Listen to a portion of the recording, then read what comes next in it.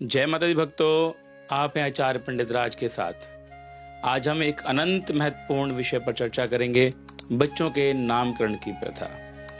आजकल एक बड़ी समस्या है कि जो हमें ध्यान में रखनी चाहिए।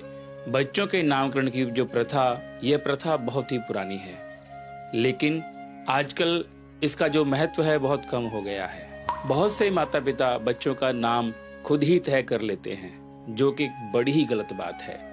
बच्चों के जन्म से पहले ही उनका नाम तय कर देना बहुत अच्छी बात नहीं है। हमें ध्यान में रखना चाहिए कि बच्चों के नाम के बाद उनके नामकरण की जो प्रथा है बहुत ही सावधानी और परंपरागत तरीके से की जानी चाहिए।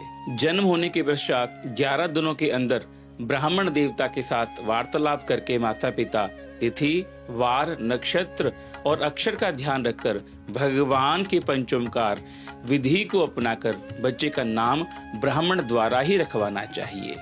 यह एक परंपरागत विधि है जो सूर्य काल आदि से चलती आ रही है। इसलिए हमें सभी को यह याद दिलाना चाहिए कि बच्चों के नामकरण की जो प्रथा है हमेशा महत्वपूर्ण ध्यान में रखकर करनी चाहिए।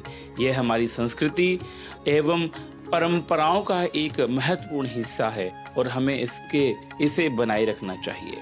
अगर हम इस विधि का अनुसरण नहीं करते तो उनके जीवन में बहुत सारी समस्याओं का सामना करना पड़ता है। नाम ही पहचान है, नाम ही जीवन है, यह एक प्रमुख सत्य है। धर्म और संस्कृति में नामकरण की प्रथा विशेष महत्व रखती है और इसका महत्व उसके सामाजिक और आध्यात्मिक संवेदनाओं में दिखाई देता है। इसलिए हमें प्राचीन परंपरा को सम्मान देना चाहिए और अपने बच्चों का नामकरण इस विधि से ही करना चाहिए। इससे हमारे बच्चों अपनी पहचान को समझेंगे और अपने जीवन को सार्थक बनाने में सहायक होंगे। धन्यवाद भक्तों। ऐसी और जानकारियों के लिए आप मुझे फॉलो करें। जय माता दी।